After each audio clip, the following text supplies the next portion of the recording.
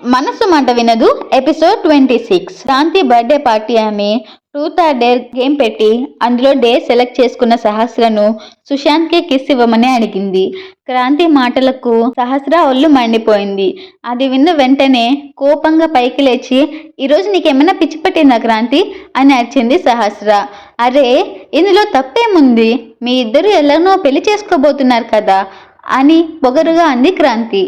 ఆమె చేస్తున్న పనులను చూసి షణ్ముఖ్ కళ్ళు కూడా కోపంతో ఎర్రపెక్కాయి. కానీ క్రాంతి మాత్రం అవేవీ పట్టించుకోలేదు. సహస్ర నో చెప్పింది, కానీ సడన్గా ఆమెకు కొద్దిసేపటి క్రితం షణ్ముఖ్ డేర్లో క్రాంతిని ముద్దు పెట్టుకోవడం గుర్తుకు వచ్చింది. వెంటనే కోపంగా లేచి నిలబడి సుశాంత్ వైపు తిరిగింది సహస్ర. ఆమెను చూసి, వావ్, ఎన్నాళ్ళగానో నేను వెయిట్ చేస్తున్న మూమెంట్ ఇప్పుడు వచ్చేసింది, నా సహస్ర నాకు కిస్ ఇవ్వడానికి వస్తుంది అని సంతోషంగా అనుకున్నాడు సుశాంత్. అదంతా చూస్తున్న షణ్ముఖ్కి విపరీతమైన కోపం వచ్చేసింది. వెంటనే లేచి సుశాంత్ని పక్కకు లేచి సహస్రను గాఢంగా ముద్దు పెట్టుకోవడం మొదలుపెట్టాడు. అదంతా చూసి లోకేష్, కావ్య, క్రాంతి ముగ్గురు షాక్ అయిపోయారు. అటు సుశాంత్ కూడా బొమ్మలా చూస్తూ ఉండిపోయాడు. ఈ లోపే షణ్ముఖ్ను విసురుగా దూరం నెట్టి, ఏం చేస్తున్నావు, పిచ్చి పట్టిందా అని ఆవేశంగా అడిగింది సహస్ర. మనసులో ఉన్న బాధ కన్నీటి రూపంలో బయటకు వచ్చేస్తుంటే ఏడుస్తూ పరుగున వెళ్ళిపోయింది సహస్ర. ఆమెను అలా చూసి షణ్ముఖ్, సుశాంత్లు కూడా వెనకే పరిగెత్తారు. వాళ్ళను చూసి వంకరగా నవ్వుకుంటూ, పర్ఫెక్ట్, అంతా నా ప్లాన్ ప్రకారమే జరిగింది, ఇప్పుడు ఎలానో దాన్ని ఫాలో అవ్వమని ఒకరిని పెట్టాను కాబట్టి దాని గురించి అన్నీ తెలుస్తాయి అని మనసులో అనుకుంది క్రాంతి.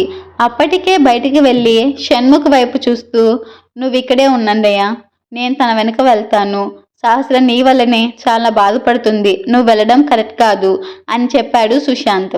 అది విని సరే అన్నట్టు తలూపి, అనవసరంగా రూడ్గా బిహేవ్ చేసినట్టున్నాను అని మనసులో బాధపడ్డాడు షణ్ముఖ్. తన నుంచి దూరంగా వెళ్ళిపోతున్న సహస్రను చూస్తుంటే షణ్ముఖ్కి గుండెల్లో మళ్ళీ నొప్పి మొదలైంది. తన గుండెల మీద చేయి వేసుకొని, ఏంటిది ఇలా అవుతుంది, ఇప్పుడే ఇలా ఉంటే రేపు మా అగ్రిమెంట్ అయిపోయి తను నాకు దూరంగా అయిపోతే నా పరిస్థితి ఎలా ఉంటుంది, లేదు, నేను సహస్రని వదులుకోను అని మనసులో దృఢంగా అనుకున్నాడు షణ్ముఖ్. లోపల నుంచి జరుగుతున్నదంతా చూస్తున్న క్రాంతి పిడికిళ్ళు బిగించుకున్నాయి. షణ్ముఖ్ వైపు చూస్తూ, వీళ్ళిద్దరిని ఎంత విడదీయాలని చూసినా అస్సలు కుదరట్లేదు, అసలు నాలో లేనిది ఆ దయ్యంలో ఏముంది అని కోపంగా అనుకుంది. అప్పుడే ఆమె కన్ను సహస్ర వెనక వెళ్తున్న సుశాంత్ మీద పడింది. పర్ఫెక్ట్, అంతా నా ప్లాన్ ప్రకారమే జరుగుతుంది, నేను కలిపిన డ్రింక్ అది తాగింది కాబట్టి మెల్లిగా ఆ డ్రగ్ ఎఫెక్ట్ చూపిస్తుంది.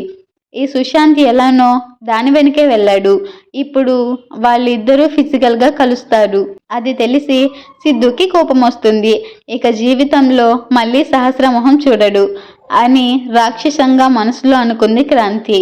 అటు ఏడుస్తూ బయటికి వచ్చేసిన సహస్రకు పదే పదే షణ్ముఖ్ తనను ముద్దు పెట్టుకోవడమే గుర్తుకు వస్తుంది. అందరి ముందు అలా ఎలా చేస్తాడు, నా ఫీలింగ్స్ అర్థం చేసుకోడా అని బాధగా మనసులో అనుకుంది సహస్ర. ఈలోపే ఆమె వెనక పరుగున వస్తూ, సహస్ర, సహస్ర వెయిట్ అంటూ పిలిచాడు సుశాంత్. కానీ ఆమె అసలు ఆగనే లేదు. ఆ పార్టీలో జరిగిన ఇన్సిడెంట్ తర్వాత ఎవరిని ఫేస్ చేసే ధైర్యం సహస్రకు లేదు. అది గమనించి వేగంగా వెళ్ళి ఆమె ముందు నిలబడ్డాడు సుశాంత్. దాంతో సహస్ర ఆగిపోయింది. అప్పటి వరకు తనను ఆపుకున్న బాధ మొత్తం బయటికి వచ్చేస్తుంటే సుశాంత్ను హక్ చేసుకొని ఏడవడం మొదలుపెట్టింది. ఆమె ఫీలింగ్స్ని అర్థం చేసుకొని చిన్నగా సహస్ర వీపు మీద నిమురుతూ, కంట్రోల్ యువర్ సెల్ఫ్ సహస్ర అని చిన్నగా అన్నాడు సుశాంత్. దాంతో కాసేపటికి నార్మల్ అయ్యి తనను తాను కంట్రోల్ చేసుకుంటూ అతనికి దూరం జరిగి, థ్యాంక్ యూ, ఇప్పుడు నేను బాగానే ఉన్నాను అంది సహస్ర. సడన్గా ఆమె ఒంట్లో వేడి సెగలు రావడం మొదలయ్యాయి. ఆమె చేయి మీద చిన్నగా తట్టి, నేను ఇంటి దగ్గర డ్రాప్ చేస్తాను పదా అన్నాడు సుశాంత్.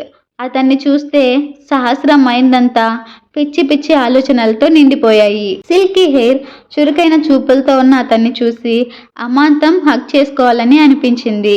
కాలేజ్లో ఉండగా ఎంతోమంది అమ్మాయిలు సుశాంత్ వెంట పడ్డం సహస్రకు బాగా తెలుసు. కానీ అప్పుడు తనకు ఇలాంటి ఆలోచనలు రాలేదు. కానీ ఇదంతా క్రాంతి ఇచ్చిన డ్రగ్ ఎఫెక్ట్ అని ఆమెకు కొంచెం కూడా ఐడియా లేదు. దానితో తల పట్టుకొని నాకెందుకు ఇలా అవుతుంది? ఎందుకు ఇలాంటి ఆలోచనలు వస్తున్నాయి? అని మనసులో అనుకుంది సహస్ర. అలానే తన ఫీలింగ్స్ కంట్రోల్ చేసుకుంటూ మెల్లిగా సుశాంత్ వెనకే వెళ్ళింది. ఒంట్లో నుంచి వేడి ఆవిరులు వచ్చేస్తుంటే వాటిని ఆపడం ఎలానో ఆమెకు తెలియడం లేదు. కారు ఎక్కిన తర్వాత ఏసీ ఆన్ అవ్వడంతో సహస్ర బాడీ కూలై గట్టిగా నిట్టూర్చింది. ఆమెను గమనించి ఏమైందో అని ఆలోచనల్లో పడ్డాడు సుశాంత్. ఈలోపే సహస్ర అతని వైపు తిరిగి, నీ లిప్స్ చాలా బాగున్నాయి సుశాంత్ అని మత్తుగా మాట్లాడింది. అది విన్న సుశాంత్కి కరెంట్ షాక్ కొట్టినట్టు అనిపించింది. సహస్ర వైపు అయోమయంగా చూస్తూ, ఇంతకు ముందు వరకు అంతలా ఏడ్చింది కదా, ఇప్పుడు ఇలా ఎలా మాట్లాడుతుంది? సడన్గా తను ఎందుకు ఇలా మారిపోయింది అని మనసులో అనుకున్నాడు సుశాంత్. అప్పటికే సహస్ర అతనికి దగ్గరగా వస్తూ ప్రయత్నం చేస్తుంది. ఆమెను మధ్యలోనే ఆపేస్తూ, సహస్ర బాగానే ఉన్నావా? ఏమైంది నీకు అని అనుమానంగా అడిగాడు సుశాంత్. బాగానే ఉన్నాను, ఇప్పుడు ఇంకా బాగుంటాను అంటూ అతని దగ్గరికి వస్తూ అంది సహస్ర. కరెక్ట్గా ఆమె తనకు ముద్దు పెడుతుందనగా ఆమెని దూరం నెట్టి, పార్టీలో ఏమైనా డ్రింక్ చేశావా అని సీరియస్గా అడిగాడు సుశాంత్. ఏంటి, ఏం డ్రింక్ అని అయోమయంగా అడిగింది సహస్ర.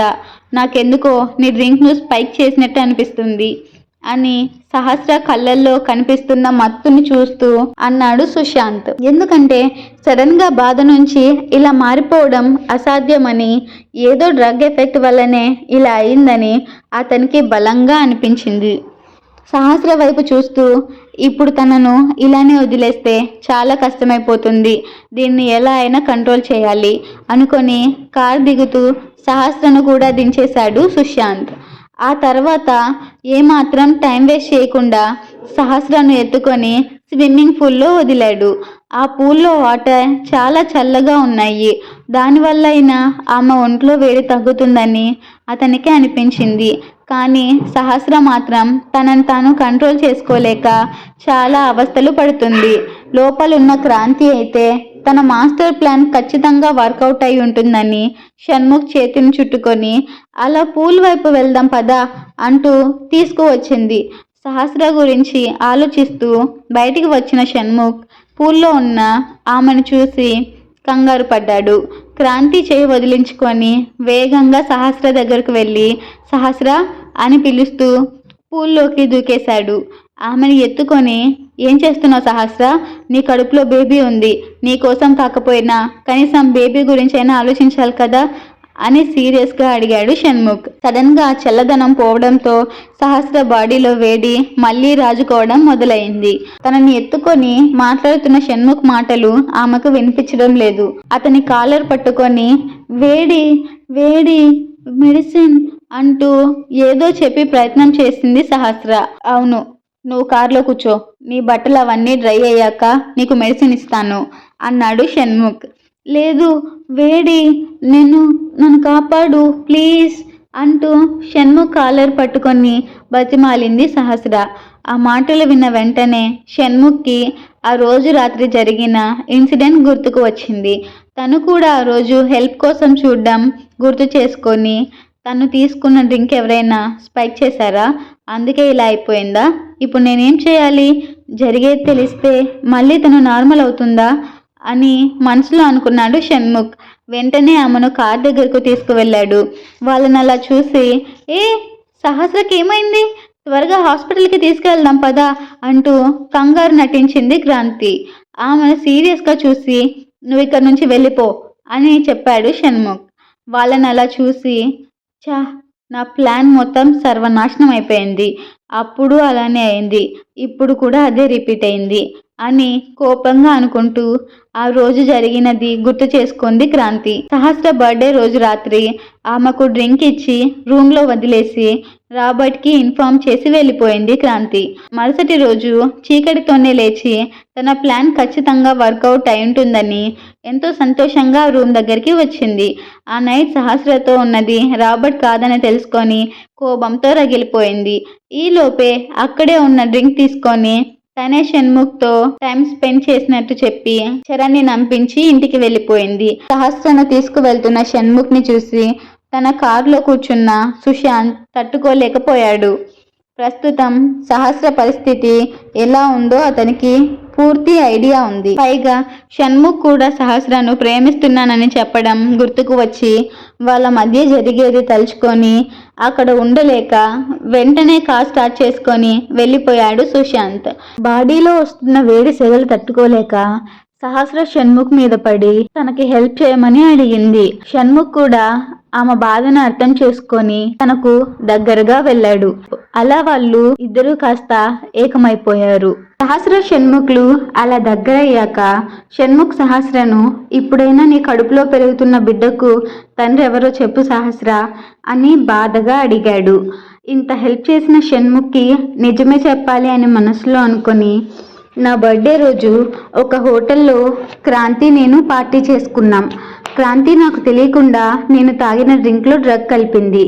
నాకు మత్తు ఎక్కడంతో మేము బుక్ చేసుకున్న రూమ్లోకి తీసుకువెళ్ళింది క్రాంతి. అప్పుడు ఎవరో తెలియని వ్యక్తితో అలా జరిగింది అని సహస్ర చెప్పింది. అప్పుడు షణ్ముఖ్, నీ బర్త్డే డేట్ చెప్పు అని అడిగాడు. దానికి సహస్ర జనవరి 6 అని చెప్పింది. ఆ మాట విన్న షణ్ముఖ్ షాక్ అయ్యి, నాకు అదే రోజు అలా జరిగింది అనుకుని ఏ హోటల్ అని అడిగాడు. సహస్ర చెప్పిన పేరు విని రూమ్ నెంబర్ అని అడిగాడు. సహస్ర 312 అని చెప్పింది. ఆ మాట విని, అంటే ఆ రోజు నాకు హెల్ప్ చేసింది సహస్ర అన్నమాట అని మనసులో అనుకున్నాడు షణ్ముఖ్. సహస్రని చూస్తూ, ఈ రింగ్ ఇదేనా అని అడిగాడు. సహస్ర ఎంతో సంతోషపడుతూ, అవును నాదే, మా అమ్మ నాకు ఇచ్చింది. ఇదంటే నాకు చాలా ఇష్టం. ఇది ఉంటే మా నాన్న ఎవరో తెలుస్తుందంట. Thank you Shanmukh, thank you so much అని హక్ చేసుకుంది సహస్ర. షణ్ముఖ్ ఇంకా సంతోషంగా, నీ కడుపులో పెరుగుతున్న బిడ్డకు కారణం నేనే, అది నా బిడ్డ అని ఆనందంగా చెప్పాడు. అది విని సహస్ర కూడా చాలా సంతోషంగా ఫీల్ అవుతుంది. ఐ లవ్ యూ షణ్ముఖ్ అని చెప్తుంది Sahasra. Shanmukh, I love you too Sahasra. ఇంకా మన మ్యారేజ్ కాంట్రాక్ట్ బ్రేక్ చేద్దాం. నిన్ను లైఫ్ లాంగ్ సంతోషంగా చూసుకుంటా అని చెప్పాడు.